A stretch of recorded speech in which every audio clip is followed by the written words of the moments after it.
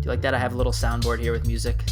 I do. It's pretty incredible. I wasn't expecting it, so. I don't know why I always throw that in there. All right. What's going on, everybody? Welcome back to episode 7 of the Beyond Cinema podcast presented by Neuway Media. My name is Brendan Grant. Unfortunately, Chris isn't joining us today. He's out of town all week working on a video shoot in Phoenix, Arizona. We're pretty excited because it's Neuway's first production since the lockdown.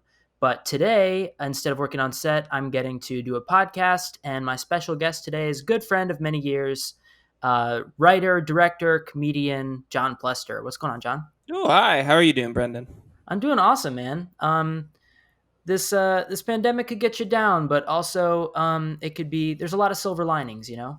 Mm-hmm. Absolutely. Well, today is to the day that I don't know, you're not going to be consuming this on Memorial Day, but the day we're recording this is Memorial Day, and I'm stoked to grill some dogs, and it's beautiful here in Chicago. It's like 80 degrees. Oh, hell yeah. Nice. Yeah, me and my girlfriend have been getting outside the past few days, so it's honestly, I'm feeling good. That's awesome. You moved to Chicago how many months ago? We're coming up on a year, and actually in a week. Yeah, we moved June 1st last year. Yeah. Shit, that's awesome. And then you had to go through the Chicago winter. Is it like a Philly winter? Or does it get colder? No. It was super mild this year, luckily. But Nice. A mild version of their winter is like the worst winter that I probably experienced in Philly. But it's usually like way, way worse. But then the sort of like the reward that you get for coming out the other side is that Chicago summers are unbelievable. They're so good. Everybody's hanging out. Everybody's in the streets. There's like a million different like street festivals that you can go hang out at. The lake's right there. You can hang out at. Like, we're a block from the lake. What I mean? So we're in the city. We can walk for 5 minutes and be at the beach. And now we don't get the reward. We have to wait another year for the reward. Yeah, is it completely shut down there? Like for us in LA, like it's basically been, we couldn't do any outdoor activities for a while. They're finally starting to open up parks again and hiking trails and things. I think so for a while they had the lakefront open, which was like, it was the beach and then sort of like the jogging paths, the biking paths, the running paths, stuff like that. And like sort of like the park areas, but there was like when the lockdown went into effect, like the only sort of like outside time I guess people were getting was just going to the lakefront to like jog or like bike. Mm-hmm. But they're doing it in a way that was so congested that our mayor like shut everything down. It was like a big deal. And they like went around like, took the nets out of basketball hoops at parks and stuff like that. And now I think we're at a point where like some stuff was like kind of like opening up. Like you could go boating or like fishing and stuff like that. But I think soon they might I would imagine that maybe in a few months they might reopen over the summer. But it's all tentative, and I don't know how much I trust it to begin. Like, I don't know how much I trust other people to like follow precautions in a way that like I feel comfortable with. Yeah, so, exactly. Like you see people like wearing masks, but it's below their nose. It's like, what are you doing? Yeah, or they just like wear them on their chin, and it's just like if you're outside around other people and you have it on your chin, like when's the time? Like when is the time that you like? Oh, somebody's about to cough, and I'm gonna like bring the mask up over my face. Like when is the time where you actually do it? I don't know. It's bizarre, but luckily, like the past like few months, there's been like noticeable change. Like we've seen like it go from like maybe like half of all people wearing masks, like maybe like if you're lucky, to like we went out yesterday and like pretty much like everybody like sans like a few people were like wearing masks and like taking precautions, and like it made it nice because we could like get outside and we could just like lie in a blanket outside for like a few hours under a tree, which is like amazing. I mean, it's like the things you take for granted, but like exactly incredible. Anyway, we're like nearly 5 minutes into this podcast, and all we've talked about is just the banality of like living under the regime of the epidemic. So I love that word, banality. Yeah. No, that's okay. This podcast is very unstructured. We don't like. I mean, I want to have you on here. I wanted to have you on here to talk about Sluggo mainly. Yeah. Because we just released that a month ago, and I just did a little color grading breakdown. So I thought now is a good time. I still need to send you that hard drive back, but I'm going to send that to you this week. Hopefully, yeah. Well, that's personal business. We really don't need to hash that out over the podcast. What's your address again, John?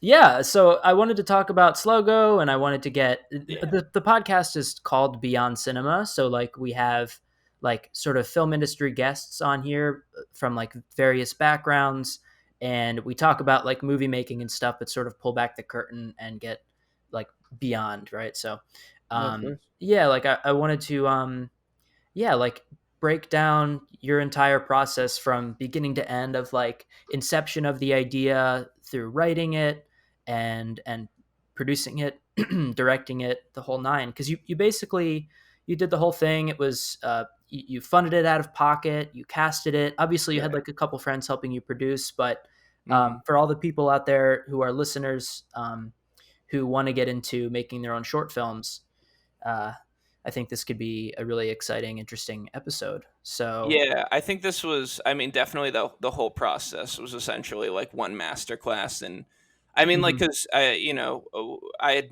made a lot of my own stuff before, but I think like this was like a true gauntlet to go through in terms of like getting like a project that might have been like a little bit bigger and more involved off the ground. You know? Yeah, totally. We've done a lot of short films together in the past and stuff, but Yeah. yeah, this one definitely it was exciting. We were very excited to get to actually put it on our YouTube. So thank you for letting us do that. Oh, absolutely. Yeah. Yeah, so the collaboration was really good. Yeah. Um, So where do you want to start with this? What do you what do you want to know? I'm an open book right now. You got me for the next hour. awesome. So originally when I heard about the idea, I think you had texted me or sent me an email or something with the script. It was probably maybe 6 months before we started shooting, or maybe even more. Yeah, so And it that was would just have the been wackiest idea. it was probably like January 2018 that I wrote it, Yeah, right? Or at yeah, least yeah. like Sounds had about like a right. first draft of it.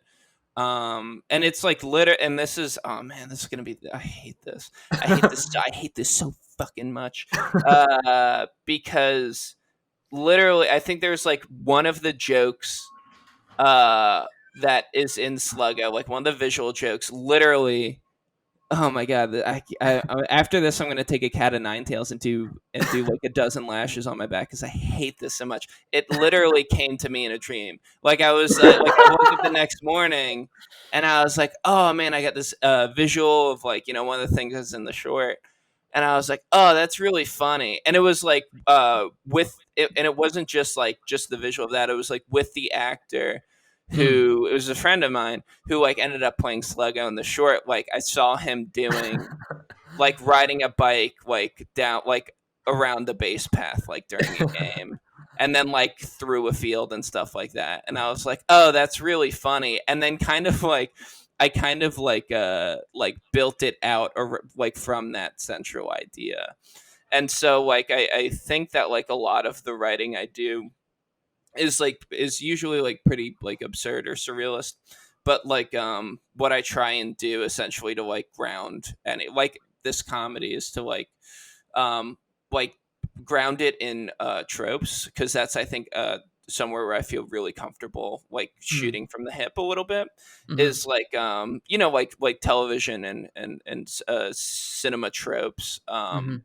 Uh so that's where it sort of like then sort of like grounded itself was like, oh, I'm going to take this idea that came to me in my unconscious and then I'm going to try and ground that idea in like a almost like a Disney Channel original movie, like like sort Yeah, of like a totally. children's television movie sort of like setting, like sort of like we're coming into it an hour and 45 has already passed and like this is sort of like the final act of like the culmination of so many different things, which to me is also really funny of like having Yeah. certain things happen towards the end where it's like you didn't know that these were problems that were happening throughout the entire like quote unquote film, but then they sort of like get solved. But yeah, it came from that sort of that initial like unconscious idea and then wanting to ground it in this like okay here what happens if we don't see the first hour and 50 minutes of this movie and we just see the last like 5 minutes. Yeah. I think that lends itself really nicely to a short film, just in general. Just to be that like, the last 5 minutes or whatever the movie. It makes it really it's like really funny. But yeah, I think that's like a good tip for people when they're for screenwriters who are writing stories. It's like just think of like the last 5 minutes of your movie and then flesh that out into its own little mini arc. I feel like. Right, and I didn't even realize that that would be super helpful for me, because initially when I was doing it, I was just doing it because that was the funniest like joke machine idea Hmm. for me, because I love the idea of just being like, the curse is lifted, like we never saw a curse happen, or like having characters that we like haven't really addressed at all, like being like, well, my arc wrapped up, but we don't really know what that arc necessarily is, and like sort of that like lends itself to being able to like rapid fire jokes. Right, But yeah, right. like being able to just sort of like, what's the last, like, yeah, if this is like a 2 hour movie, like what's the most important 5 minutes of it? I mean, essentially that's like what a proof of concept short is, I guess, essentially. Even though like some of those I feel like are sometimes just like the scene that's most indicative to like what the themes are. Right. But like if you're gonna make something like, it is like pretty interesting to sort of like, well, like all the bullshit that you want to like sneak in up top to sort of like give a great deal of like context Mhm. to like what you're doing, like you could probably skip over. You really can, like, you don't need that, as long as it's like the pacing of it is interesting, it's visually interesting, and you get into like what the idea is like as soon as possible. I think like people try and tell stories that are like far too long in such Right. like a like in such a short film, like you don't realize that like you don't need to know everything about these characters. Yeah, yeah, that's a really good point. Like the audience will make inferences and they'll expand the story in their own head, which almost like it makes it better that way. I've always loved this concept that like you can like the open-ended, the idea of like an open-ended narrative where the audience is a participant in the narrative. Hmm. So, you show the movie to 100 different people and in a way it's like you're showing 100 different stories depending on how they're interpreting it themselves. That could work with like a dramatic film, but also it could work with a comedy, which is kind of cool. Like Yeah, what was it could make the the joke funnier, I'm you trying know. to remember. What was the thing? The Kuleshov effect, right? Where it's Mm, like the juxtaposition of image to something else, where it's like the man with like the very neutral expression, and then mm, like a plate of food, and then the audience is inferred that like he oh, such hunger he was expressing, like that sort of thing. It's pretty much like a very like similar idea, as long as you like juxtapose like your characters like into like a situation that's like familiar, like it's super I mean, you don't want to go too heavy on it and just write something that's like completely like, overwrought and like, right. or like very bland and kind of predictable, but Mm, like holy cow, like from writing comedy I can tell you that like utilizing like tropes and familiar situations and familiar sort of like plot ideas and points and all that sort of stuff is like so much fun to use. And also like as long as you're doing something different with it, which I found inherently, because like anything that I'm doing with those things, because I'm subverting those tropes, I'm doing something different with it. But like if you can like ground like a nugget of your idea in something that's like super familiar to identify for the audience, and then like and this goes beyond comedy, I think, if you're doing like, action, horror, drama, whatever, and you completely subvert their expectations, like with what your own take is on it. I mean, this is also easier said than done, where it's like take something familiar and do right. something that's completely original and yours and is brilliant. But like I think that's what people should be focusing on. I think I spent so much time. I remember uh, like a few years ago, like trying to like come up with like, oh, what is my voice as like a creator, as a filmmaker, as a comedian, like what is like the thing that's going to separate me, and also like what am I going to do that's going to be the most interesting thing that I can do, when in reality like it needed to be so much more, it needed to be more of an amalgamation of like the things that I was like interested, or the things that I like identified with or thought that were funny, or things like that. Yeah, there's a little nugget. That was a good one, John. Damn. Yeah, that's like Tarantino. Like people uh say like, oh, Tarantino is like not original or whatever. The idea with him is that like he gets all these ideas from a million different sources and combines them together, like different things he loves, and mashes them together into a new thing. Um, Yeah, I think so that's yeah. like I've had this like I've had this like personal theory for a while that it's kind of like the pyramid of like inspiration. This is a horrible name for it, but I promise you Okay. it's a very good concept. Did So you come like up at with the this? I this is yes, I guess. I don't Okay. know. Maybe I Okay. saw this somewhere, but I'm claiming it as my own for right now for all intents and purposes. But so like at the top of your pyramid, right? At the top where sort of like everything's like focused in on is like that one sort of like auteur, like creator, like whatever. It could be like a really terrific musician, like filmmaker, etc. As you go down, like there's going to be like more and more influences there. It's like Mm. influences and influence of influences and stuff like that until you get to like the The more one distant singular and like story.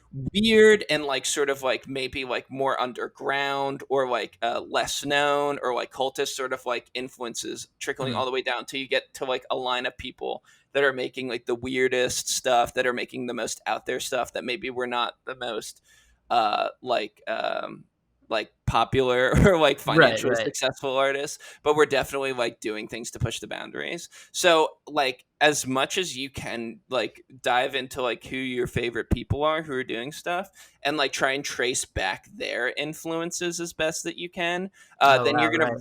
really dig into some like really kooky shit that you're gonna find to be really inspiring, because this is the stuff that inspired the people that you're inspired by, right? So inherently there's something that you can mine there, because there's something that Huh. the person that you really enjoy like found they found merit Right. in like mining something out of there. So it's like it's kind of like just going to the source with kind of like finding some inspiration, right? That's awesome. Yeah. Yeah. That's really good. Yeah. So you like to backtrack a little bit, or I guess to go forward Yeah. in time from Sluggo. When you That's moved to fine. Chicago, is it, correct me if I'm wrong, you're working for the Comedy Network, or is it like a subsidiary of that Oh network? yeah, so like yeah, IO has a IO, which is the IO, formerly right? known as the Improv Olympic before they got sued for having Olympic in their name. It's the IO Theater. It's a like improv sketch comedy theater in Chicago. You know, it's like that and like Second City and stuff like that. They have like a digital sketch team Mhm. that I applied to, and then ended up being like a writer, director, DP, editor.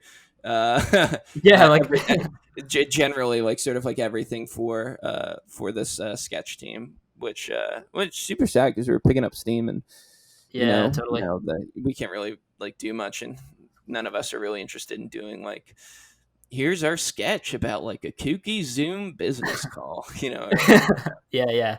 Which Yeah, like I feel like people are like a lot of people are doing now. Like they're just making comedies about the pandemic now. But I had trouble like figuring out one label to describe you because you do so many different things. yeah, Like you're, I would say probably mainly a writer, but you always direct things and you shoot your own things. You shoot other people's things. You've yeah. always had like I mean, back in film school, I always thought you were going to be the one to become a DP. Did you always know you were going to go into comedy? No. Well, can I tell you something about film school? Yes. I think one of the reasons why I started like writing and directing more is because I was DPing other people's projects Mhm. and just going, God, the entire time just going, God, this fucking sucks. God, this writing fucking God, like just Yeah, being yeah, so frustrated. And I'm not gonna talk about anybody's specific projects because I was shooting like a lot of people's stuff. But like right. just being on set and being like, man, this is fucking boring. like Yeah, uh totally. and then just being, which I'm like also sure, like I remember like when we were first like friends in film school, I was like, Brendan's gonna be an editor. Because like you had like the Yeah, big like machine set up in your dorm, I and thought like so you're too, doing, man. and then I'm sure like you got to a similar point where you're like getting footage back and you're like, God, this footage fucking sucks, huh? like, God, I wish I'm just gonna go out and shoot it myself. Yeah, I mean, I came into film school with the original intention of being a DP and got wildly sidetracked. And ended up like just, I mean, like I still kept on with some of the courses, but like I Yeah, think yeah, it got really obvious towards the end of towards our senior year that that wasn't where my focus was, that wasn't where my heart was. hmm And like seeing the way that you had sort of like I think like by sophomore year you start DPing more and like getting like really into it and like going out and working on sets. So I was like, oh, Brendan's doing that in a huge way. Mm. And I'm not, like, why am I not doing it? And I was like, well, I probably could, I guess, if I talked to these people and like weighed out what my intentions were. And then I was like, well, I don't know if I even want to do that. I think I want to be like just like writing and directing more. But I still, obviously enjoy shooting and editing, and now like edit for a living. So Yeah. to make money. But yeah, no, I think that I don't think I had the intention of coming to film school and then leaving, writing a lot and doing a lot of comedy, but like that's sort of where the path took me. Yeah, I think you hit the nail on the head there. Like Hmm. it's kind of interesting how we have this idea of ourselves, and then it completely changes in a matter of like a year or two. Well, I think that happened with a good deal of our friends. I mean, like Connor, I think Yeah. like we're all like Yeah, Connor's going to yeah. be a director, but then now he's just like he also like weaned in super hard to composing, which is also like he was always incredible at it. So I don't know why it ever there was no indication where I was like, what, Connor should really go into composing. But I always assumed like I was like, oh, he's in film school, he's probably going to end up like directing or producing or something like that. I Right, don't know, yeah. super No, bizarre. that's actually yeah, it's actually really bizarre. I never thought about that, how that like a lot of people I know, like it was that way. Yeah, a lot of people like pivoted. I think there's like certain people who like came in, they're like, I'm director. And they like stay like, Dan or like Kevin, you know, Jared Hirsch Jared kills Hirsch. Yeah, kills it. yeah. Have you been watching Jared's some of his new short films? Oh, what is it? People Zoo, Yeah, right? it's Yeah, so funny, dude. yeah, yeah. Are they shooting those now? Do you know? Because do they all like live in a house together, or are those like just like projects that they shot? And now they're just getting the chance to cut them together. Yeah, I think their idea is to like just continue shooting them. Like, I think they have a handful, at least one other shot that they haven't released yet. I think Yeah, Connor's writing the music for it, but it's nice. him and Nelson. I think mainly Nelson Vicens. I don't know if you know Nelson. Oh, I know Nelson. Of course, I know Nelson. I Yeah. was in Nelson's. I was cast in Nelson's web series that never came out, and I'm really bummed I never got to Mm. saw it. I Yeah, don't. I yeah. don't know if they finished it, but that was also on the set of that web series. I learned I was allergic to cats because I was in an apartment with a cat for 12 hours. Yeah, But yeah, okay, cool. Let's like circle back to Sluggo. yeah, So, what do you do once you have the script? Like, it's like a pretty intimidating endeavor to like. For one, it was like all out of pocket, so yeah, that's scary enough to be like, all right, I'm just gonna start buying all these props and finding all these locations and casting all my friends. Like, yeah. what's So like the first step? I'm trying to remember like what it was. I think honestly like it was trying to figure out like it was to meet with you guys and see like what's feasible, like what can we do. Like there's a lot of ideas that I had that I was like maybe we can do this, but like I don't know. Like I kind of like took a step back with some of the things that I wanted to do because I knew that they weren't necessarily like the easiest things to do. They weren't the most feasible. Like I think our Mhm. budget like ended up being like maybe like $1,000 I think in total to make this thing like Mhm. over the course of like the different shoots. And I bought all the props and like buying everybody like food and everything like that. I think honestly the first thing that I did was come to you and Chris, you Brendan and Chris, with the script once I had it because I knew I wanted to get it up on its feet and I Mhm. knew that I wanted to shoot it over the summer. And I had ideas about who I was going to cast in each, but first I came to you guys because I wanted to see like what was feasible, and I knew that like if I was going to like trick anybody into shooting this dumb thing for me, like it was going to be you two who would be down. And I remember just being in that first meeting, like, okay, this is the script. Like these are the things I want to do. I already had like I hadn't really storyboarded the script out, which I did later, which I think we ended up like on set even kind of like we had like an idea of like what each shot was going to be, but then it was more about like what we could like get done, which I think we'll get into later when we get into the production. Mhm. But like it was more so like here's the idea that I have for like a few of these shots, like definitively in my mind, like I see them. But Mhm. like would you guys be interested in shooting this? like does this seem feasible? Like can we do this? I think was the first step. Just because I knew that like we weren't going to have like a huge budget, we weren't going to have like a lot of time, like we're going to end up shooting this like on a weekend. Like I think we ended up shooting this like one of the shoots was like on a Monday that like for some reason like we had enough people in the cast to like didn't have 9 to 5s, and like one dude just like took off to like do it, and he was just like, fuck it, I'll take off. So for me, it was like the first thing was like bringing it to you guys and being like, okay, can we do this under this budget? Right. Yeah. And let me say, like, when you sent me the script originally, it was like there was no convincing necessary. I read it, I was laughing my ass off, and I immediately knew like I wanted to work on it. Hmm. So I think that's like a really good, I don't know, piece of advice for people out there trying to do their own films. Like if Yeah, don't ask a lot of people if your script fucking sucks. well, if you have a good script, it's really easy to get people to be willing to do it for free, to give you their time, because there's a lot of shitty scripts out there. Yeah, And I so when mean, you like, get a good one, it's like you'll do whatever you can to make it happen. I think also like you have so many ideas and you have so many scripts that you half write, or scripts that you fully write. When Mm, it comes to like that like short where you're like, all right, I'm calling in my favors. You know what I mean? Like I'm calling in the right. people who I think are gonna, because I cashed in a lot of favors for this script. But I also was just like, this has to be the one. Like undoubtedly, like this is the one where I'm gonna be pulling people in. You have to commit, right? Of course. Where did this is a random question. Where did you get that stuffed pheasant thing? Oh, I got that for another thing that I was doing. That was like I was like shooting and like directing my friend Jess's like comedy sketch. That also like never like got finished for some reason. But like it was, I think the whole premise was it was supposed to be like a trailer for like a romantic comedy movie where like Jess was playing like the like main woman, where it's like instead of being like a like kind of like the working girl, or like she is, I think she is like the working girl archetype. You know Mhm. what I mean? Like, he's a goofball and she's always on the phone, like that sort of thing. But like we needed, she was a taxidermist. Like that was the whole joke, is that she was like doing taxidermy and like trying to figure all this stuff out. So we could like find all these different like taxidermy things, and we found like my buddy Paul gave me a bunch of stuffed mice, which were horrible and disgusting. And then Dude. my buddy Kyle gave me this like bear rug, which was horrifying, and I kept in a trash bag in my basement. And was like too scared to take it out because it was like it had like the face like it was horrifying. But like one of the things that we got from this dude Dave, he was like, "Hey, listen, my wife hates this stuffed pheasant that we have in the house. She hates it. So take this, uh, but I might try and get it back from you." And then we never talked like about it again. And then it just kind of like hung up on my wall over my bed.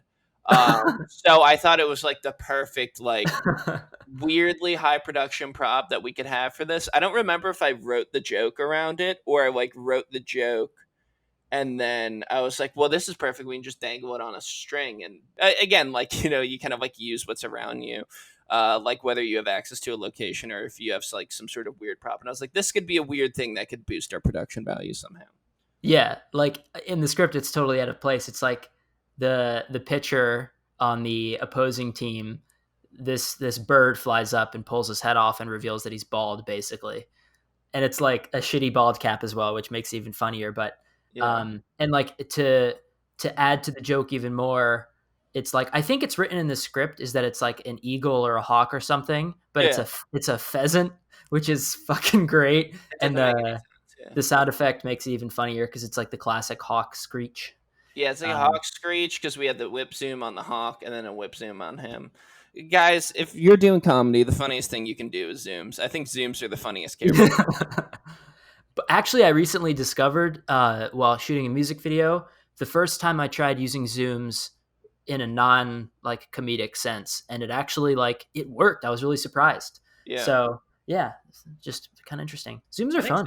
Zooms are an underrated camera movement, and I Yeah, don't know I why. think I don't so. know if this generation of people who are now becoming cinematographers are now kind of like poisoned by the fact that they were dicking around with handy cams.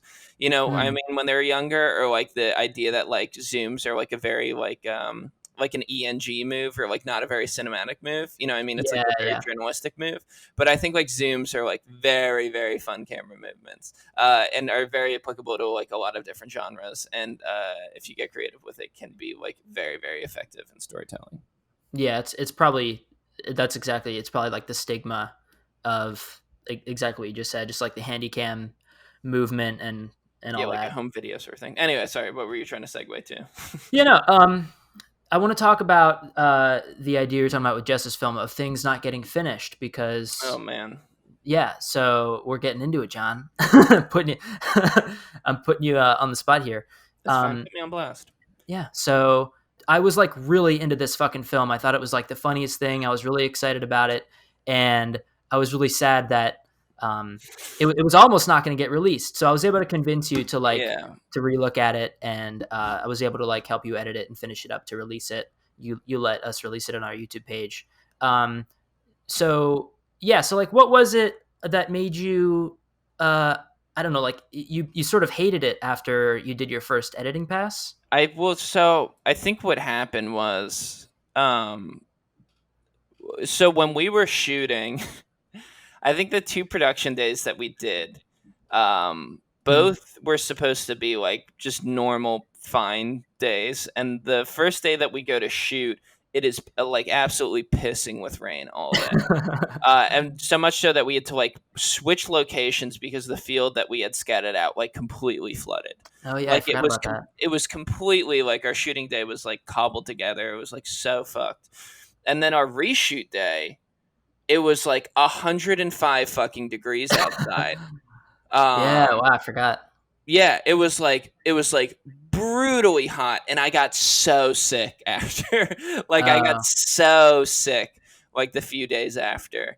We didn't have enough time to like get everything we wanted, and like we didn't have enough time to like necessarily get the coverage that we wanted with the people. Or like I think in like in terms of shooting, like it felt like by the end of it that we had like completely cobbled together what this thing was supposed to be. Like mm, I had a lot more. I had a lot of ideas of like things that I wanted to do that we just simply like did not have the means or the capacity to do mhm. at that point. I think there was even like floating the idea of like having like Sluggo like ride through a graveyard or something. Like we wanted to. There was I don't know if you remember that, and like lay a single rose on his like parents' grave before coming back to the game, which I thought was funny and actually I regret not doing. But Yeah. like it was like a lot of logistics to try and get this thing going. And at the end of the shoot day, like I went back and I looked at all the footage, and it wasn't one of those things where you come back and you're like, fuck yeah, we did it. Now we get to cut it together. I was like, Mm, okay, well, now I get to try to cut this together and like create some sort of meaning between these shots and like try and like establish some sort of rhythm. Because I think inherently when we got the footage back,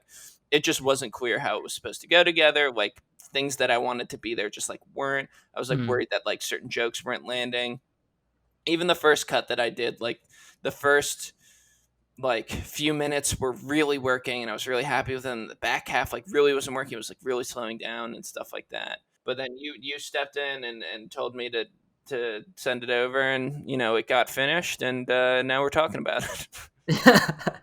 um, well, I wouldn't have put in all that work if I didn't believe in it. I told you that before. I appreciate that. Um, yeah, and I think it got really really good feedback and people loved it. So I Hmm. think yeah, I think it was worth it. I think like probably the one moment for me that definitely needed more coverage that I agree with you on is like the whole like Sluggo going into the woods with the bike thing and coming back out again.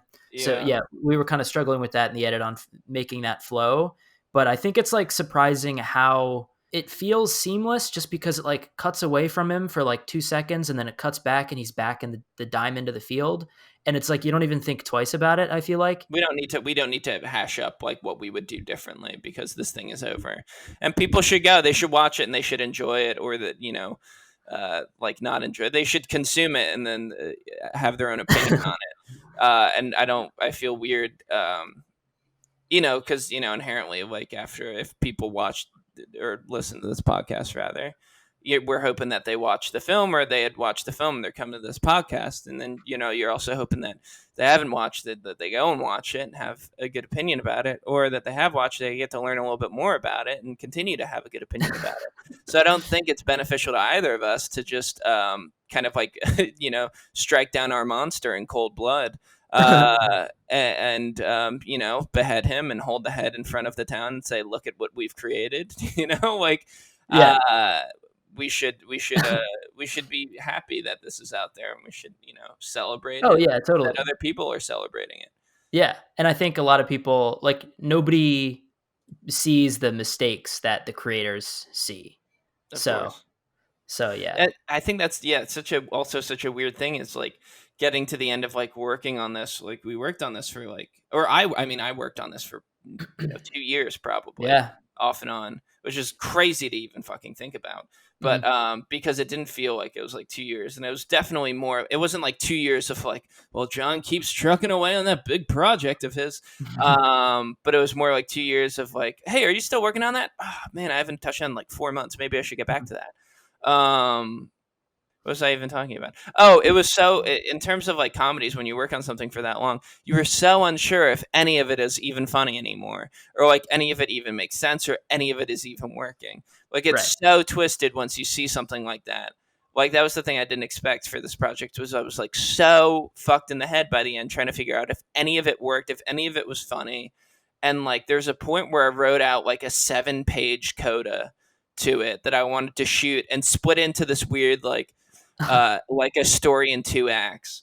I don't know if I ever told you about this or if I ever No, sent you a picture, but I don't I think was you did. talking to my buddy Josh about trying to figure out how to make this. But I'd wrote a 7-page sort of addendum to like the end of Sluggo, where so it gets to the end of Sluggo as we know it, and then we kind of like zoom out, and Sluggo was playing on a television, and it's like a little kid like in the living room of their like suburban house, and like the mom comes in and is like, hey, your dad's here to you know your dad has you for the weekend. It's like parents have divorced, like and he's at the door. You gotta get your suitcase ready because you gotta go with him. And essentially like this kid goes with his dad for the weekend, and his dad is a bicycle, and he is a human child. Oh yeah, I And remember you telling like, me this. and it was like like that that wasn't necessarily like I guess what was funny. I mean, like there was like the like sort of the purveyance of like this camera zooms in and he's like, wow, Sluggo's so cool, you know what I mean? And it's like him relating to it because his dad is also a bike, I guess. But then it was like it just turned into this like 6-page long, like very, very serious story where like the dad is like clearly an alcoholic and like takes the kid hunting and like forces him to like kill a deer, and the kid's like crying, and the dad's like driving a truck, but he's a bicycle, so like the wheel is like going back and forth on the wheel. It was like very weird, but like I think the only thing that I thought that people might find interesting about it was just like a dramatic tone shift, and they might find the humor in the fact that we're playing out this like very, very like dramatic story, like almost melodramatic story, but like Right. substituting a deadbeat dad with like a 10-speed bicycle. Uh, and then I figured I wrote it, and we were talking about making it, and then I was like, no, what? No, I'm not gonna do this. This is insane. This is not gonna help. This is only, if anything, this is gonna make this weirder and less accessible, and like I don't think it's gonna make it better. But that was like a very real thought that I had for a while because I thought that it might need more to like justify what it was. Right. Yeah. Like that's sometimes like just the most difficult thing is when you've been working on a project for so long, especially like in the edit, and you just get completely numb to it. Like I was just recently working on a trailer edit for a feature that I shot, um, and I was just working on it for I don't know 2 3 days, and by the end of the like third day of working on it, just with my especially with my workflow, the way I edit is I like to rewatch over and over and over. But Yeah, eventually, you get so numb, it's like you're not even seeing it anymore, if that makes sense. yeah. Um, and so yeah, with comedy, like it must be just insane how you get so numb to the jokes, and then you're not even like you can't even process what you're watching anymore. You definitely, You if like you're working on yeah, something in the short term, you definitely get kind of burnt out on your own joke. yeah, yeah. Like you need I've to had that take a a lot step lately. back and Yeah. so my idea for this podcast, I haven't really explained to you, is like Okay, we're I want it 45 to be minutes in. We're just getting to. It's just not about movies at all. Did we just waste people who are like really interested in like ATV culture? Like it's a Juggalo cast. I need to talk about ICP for a while. oh my god, that'd be so good. Tell um, I want this podcast to be somewhat educational. So me. Oh, it's like about the journey and the process and trying to glean insights from filmmakers and the process. That's why I'm like focusing so much um, like on trying to find lessons in our experiences so we can like offer those lessons to other people. Um, so yeah, this is all really good. Well, we could go more in depth into the production aspect of it, like the actual shooting. It was so long ago, like it's sort of a blur for me. Um, but yeah, like if you want to talk about like specific things, I think that'd be cool. I don't know. Do we want to keep talking about Slego? Is there anything else that you want to talk about in terms of just like in general video or filmmaking? Yeah, we could Or talk. We anything could else talk. from my work or anything? I don't know. If, like I don't know how much more we can mine from the Sluggo production because yeah, it was long ago, and it's not that I like don't remember. It's just like I can't remember like anything like necessarily specific. Because I do think I learned a lot from it because it was kind of like a clusterfuck. Ah, dude, it's so weird because I sort of phased out all of my memories of the clusterfuck shit. Like I totally forgot it rained that first day. I We totally weren't forgot it was really hot the second day. we weren't It's sure weird. if we were going to be able to shoot the first day. Yeah. It's And so then weird. that the second day it was brutally hot. It was like a It was 100 degrees insane. out. I remember because I had a hat on and then I took like a rag or like a towel and I like Yeah, yeah. dipped it in the ice bucket and then like put it like chic style underneath my hat. So it was like just covering the back of my neck Yeah, and like had to like go in. It was just like it was just 2 days where you don't want to bring people out and like get them to do a shoot for free. You know right. what I mean? Because like we like I say like this had a budget, but like nobody got fucking paid to do it. Like which I feel bad about and was always hoping that I could pay people to do it, but I couldn't. Like, and like everybody got fed Mhm. and I paid for all the like props and like all this other sort of fucking nonsense. I think that's just the reality of like indie filmmaking and short films, even Yeah, like quote unquote big budget short films.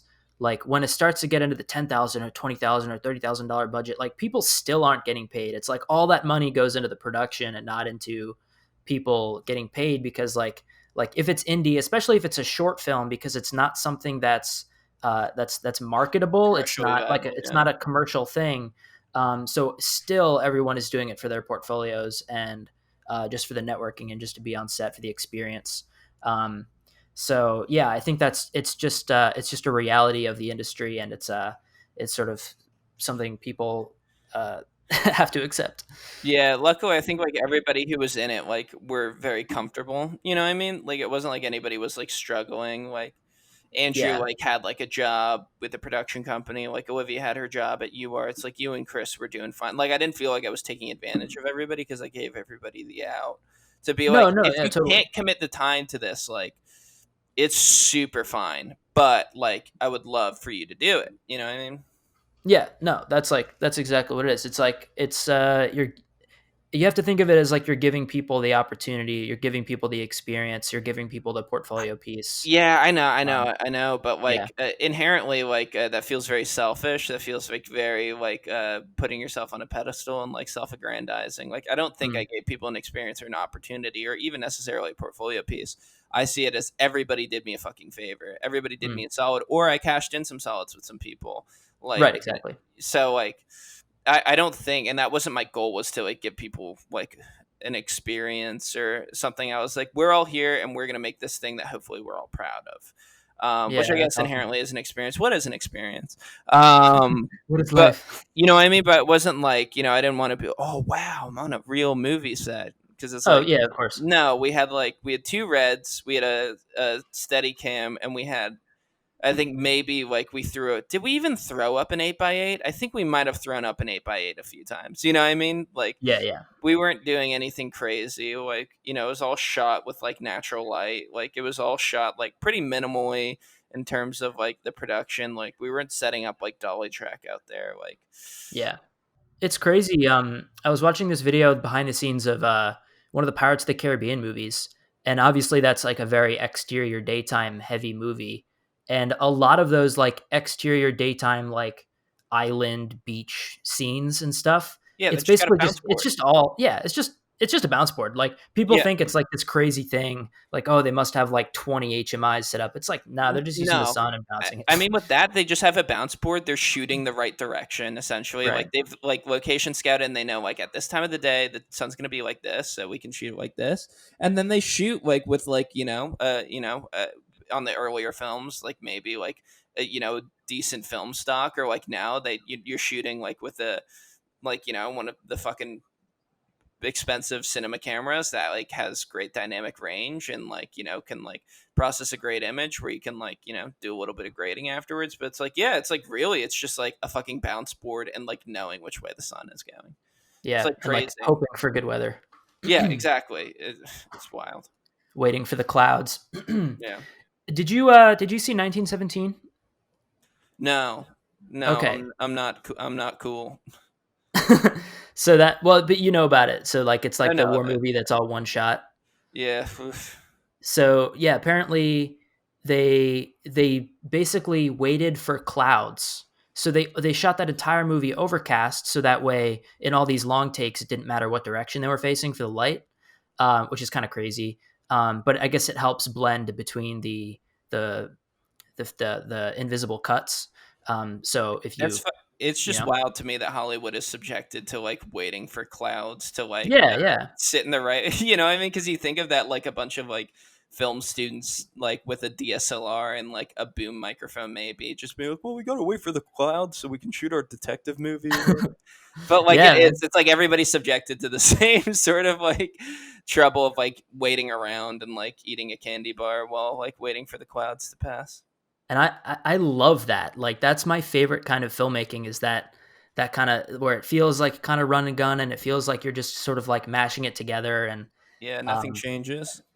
one of these movies that Brad Pitt was in, they were talking about how it was one of these days was such a small crew that like Brad Pitt was like carrying around the tripod for them, like in between different Well, locations. Like okay, you that's also how can't small the use crew Brad was. Pitt as an example because Brad Pitt, if there ever was a fucking class act in Hollywood, Brad Pitt, like putting a ton of money behind and time behind producing like predominantly black stories and not taking any credit, like not showboating about it at all. Like Jesus Christ, Brad Pitt, you can't. Brad Pitt is the creme de la creme. You can't throw the. That's like saying Tom. I heard Tom Cruise worked really hard on the set of a movie. You know what I mean? Yeah, I didn't even know. I didn't even know that.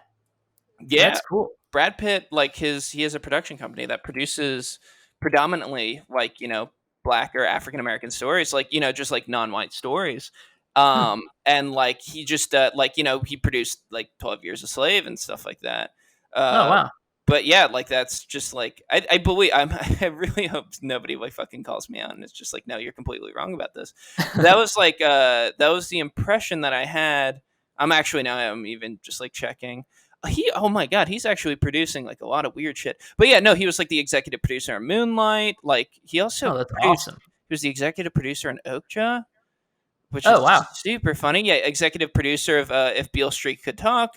Executive producer of The Last Black Man in San Francisco. Um, Wow. yeah, so that's like kind of like what he's doing is just like kind of like producing these like independent like black Damn, that's stories, super dope. And which those is are all so amazing fucking movies cool. too. Yeah, but like it's not like unless you're really paying attention to the credits, it's not like he's going on talk shows and Right, right. waxing poetic about how important that is. He's just kind of like putting his nose to the grindstone, just like doing the necessary work as like somebody who has the power to do so, which is really really cool. Yeah, that is class act. Yeah. Class act. Um, I definitely want to make sure we talk about warm milk Oh and yeah. get the. Did you want to start doing this because of the pandemic? Was it like everybody's locked inside and they need entertainment and Yeah. So like I remember. So I locked down. Like me and my girlfriend self quarantined like on a Wednesday. It was like the beginning of March. mm, Because we like had kind of been like following the news on stuff and like we're anticipating it and we're like we're just gonna lock down before everybody else. And then like a week later, I think it was like mandatory lockdown. And by that time, I had already talked to my buddy Jolie, and we had our first show. Which I oh can wow. actually I have the Google sheet. We had our first show Saturday, or maybe it was the following Saturday, March 21st, we had our first show, and it was like the 12th that like we decided that we're gonna like stay indoors. So Mhm. like it was immediately like, so my buddy Jolie is a comedian, like very funny comedian, out of Brooklyn. I'm based in Chicago. We're both from Philadelphia, and we both have friends in like LA, Toronto, like but wherever, all these different places that we had met over the years. And I think there's like such an, like, I had the idea. I was like, well, if we do a live stream show, the two of us, like, we could finally do shows with this friend we have in LA, or we could do a show, I mean, we could be on the same Yeah, yeah. billing with these people that we know from Toronto, from doing like live sketch comedy festivals, or like, she can meet people from Chicago, I can meet people from Brooklyn, like we can kind of like, and then all these people can also like meet each other and see their own stuff, and like kind of like, you know like kind of like create like a larger network between comedians, Yeah, as yeah. well. Like we wanted to do something to occupy our time, still get up, and also like create something that felt like that was consistent, like consistently good, consistent in its schedule. We do the show twice a week, on once on Wednesday and once on Saturday, Mhm. and like also like felt like a comfort, because I think a lot of people, like, I've thought like many times of like, man, what I wouldn't give to like go to one of the theaters in Chicago tonight and like have a beer and just like watch a like Yeah. a sketch show or like an improv show. Like that would be lovely to me. That sounds great. But like now we're kind of like trying to bring that to people and like establish like a sense of comfort and like familiarity and like normality through like a consistent um like comedy show, which also I think there's a lot of people who are doing like stuff, and also no fault to them, like completely keep doing what you're doing, but there's a lot of people who are doing like kind of like theme stuff on Mhm. it, but like nobody's doing kind of like just a straightforward, like ours is such a straightforward like mic, what I mean, like everybody Mhm. gets 5 to 7 minutes and you go up and you do whatever you want to do. Like we've had people do like PowerPoint presentations. We've had people do songs. We've had people do like physical comedy bits. Like we've had people do characters. We've had people do, interactive bits with the audio. Like people are doing everything. Like, and it's cool to see people get that creative and also like translate their stuff from live, like, on stage to, this medium. But like, anybody can just sort of do what they want. They're not beholden to like, the limitations of like the fact that we're doing like a live stream comedy show, and we're trying to break that. So, yeah, that's why I think we ended up calling it Warm Milk, because it was just it's nice, it's comforting, and then you go to sleep in a cabin or whatever. That's awesome. That was my next question. Why did you call it warm milk? That's cool. Yeah, No, that title, I don't know what it is. It just fits. it's soothing. Yeah, and it's not only that, but it's also like that sense of familiarity for like, because we want to make sure also it's very important for us that like our artists have like a good time, like anybody who comes on, whether it's like comedy or otherwise. But yeah, I mean, it's been cool because I've also been making like a lot of like short like videos and stuff like that for that, which have been Mhm. like super fun, and just like trying to figure out like what I can do without you know having to like that I can like either like shoot myself or just like cut together and like After Effects and Premiere and stuff. So Right, yeah. It's so crazy that like we live in like such a digital world now, and especially with the pandemic and everything, everyone's just like online. It's crazy that like we can have these like digital communities or like with live streams and stuff. Do you see this being like is this the future? Are we going to see more live stream shows? I Are we going to see maybe more Twitch based stuff? I think, I mean, like inherently, because like the idea of like where people are getting their media is changing in a Mhm. huge way, that that it's probably going to change in like live stream. I mean, like people are like really into Twitch otherwise, like for like watching Yeah. gamers and live streams, and like It's like evolving. people do like their you know do like follow YouTube content creators and like really enjoy like watching those videos, and like there's a lot of like substitutes for like conventional like media platforms and television. Like I wouldn't be surprised if like the prevalence of like live stream um follows us into like whatever like the post-pandemic world looks like, which I think is inherently going to be different. I think Mhm. we're going to return to a lot of normal, but there's going to be a lot of stuff there that is different. I mean, me and Jolie have even talked about like, are we going to do the show once this is over? And it's like really Right. clear to like, we're definitely not going to be doing it twice a week. We don't think that Mhm. people are going to be interested in watching it twice a week, but like it is like I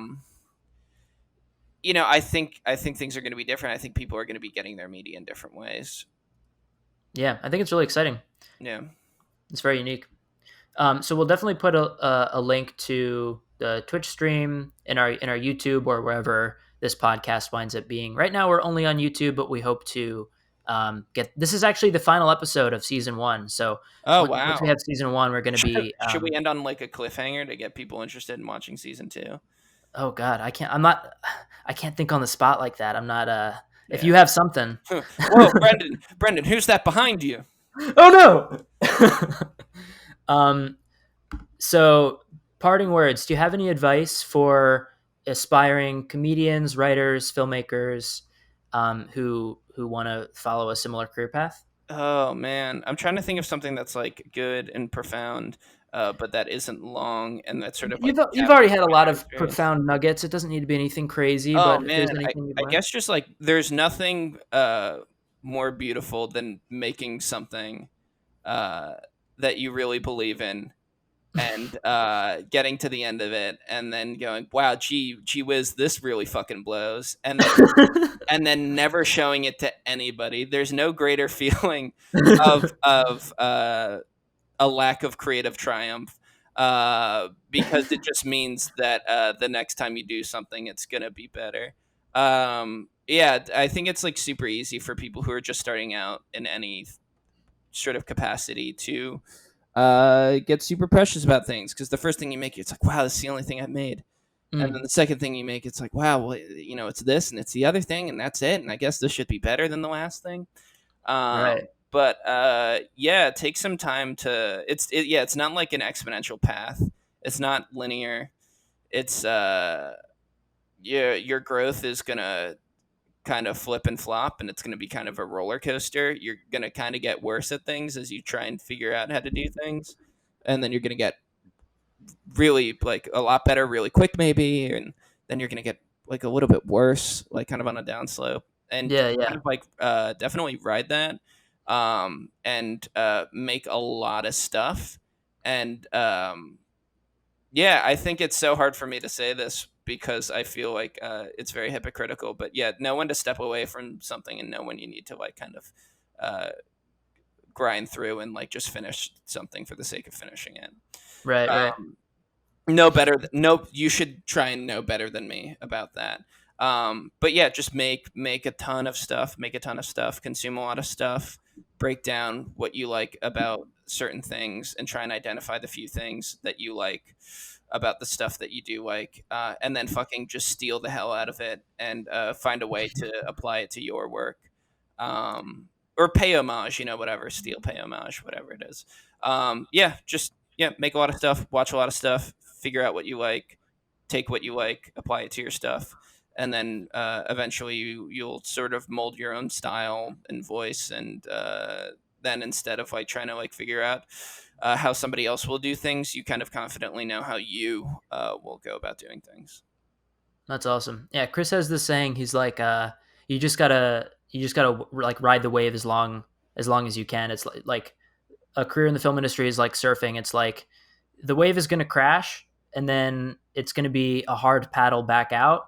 And then you're going to get back on another wave and it's going to feel amazing. So like you're going to have high highs and you're going to have low lows. Like it's inevitable. Yeah. But the hope is that the high highs make the low lows worth it, basically. Yeah, it Um, just know that like you as an artist cannot single handedly revolutionize whatever your craft is, and that like to not steal from people, like to not take what's already been done and steal it and apply it is almost as disrespectful to the people who like put in a lot of hard work innovating your craft, as thinking that you can single handedly revolutionize whatever you want to do. right. Yeah. We all want to be like the great maestro. We all want to be remembered as like the greatest in whatever it is we're doing. Yeah, but every great It's a maestro process. wanted to be somebody else. You know what I mean? Like every great filmmaker was always Right. Yeah. trying to Yeah. be somebody else, and then they I just try and Holy be shit. your That's hero. actually crazy. Yeah, just try and be your hero, and then inherently, because you've always had different experiences as them, and you've consumed different media as them, and you have different opinions as them, and like you're inherently going to do it differently. You know what I mean? So just try your best to like emulate those before you, and then you're going to do something cool, but it's going to be different, and then just enjoy the fact that it's different. So steal and then become different. Wow. That's really cool. Yeah. That is very profound. Damn. Like I look up. I mean, every cinematographer looks up to Roger Deakins, but like Yeah. he looked up to Conrad Hall and Yeah. the fucking guy that shot Blade Runner. I'm bad with names. Yeah, Wow, I mean, I that's used good. to use this principle like misguidedly, simply just to find new music that I wanted to listen to. Or I'd be Mm, like, "Well, I like this artist, and oh, this artist was really inspired by Arthur Russell." Now, oh, I really like Arthur Russell. It's kind of like mm. this cult figure. But then, who did Arthur Russell really like? And I was, oh, well, his kind of like co-conspirators were like these people. Uh, and then I figured out that I could use it to like actually get to the roots of like this, like the art that I really liked in the. So yeah, I'm telling you that inspiration pyramid will fucking do wonders for you. That's awesome.